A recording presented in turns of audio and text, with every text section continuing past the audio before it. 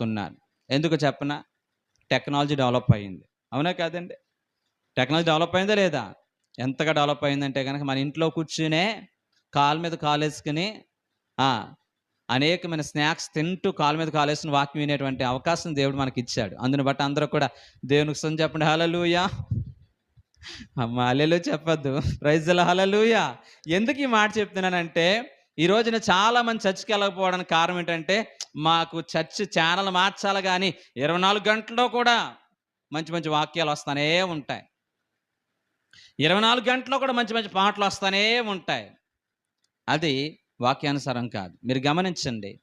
చర్చ్‌లో ఉన్నప్పుడు మీరెంత చక్కగా కూర్చున్నారు. ఇప్పుడు మీరందరూ కూడా ఆరోగ్యం సహకరించకపోయినా, కాళ్ళు నొప్పులున్నా ఎంత చక్కగా కూర్చున్నారు. ఎందుకని? ఇది దేవుని యొక్క మందిరం. ఇదేంటండి? దేవుడి నివాసం చేసే మందిరం. ఎక్కడైతే ఇద్దరు ముగ్గురు కూడి నా నామం ప్రార్థన చేస్తారో వారి మధ్య ఉంటని సెలవిచ్చిన దేవుడు.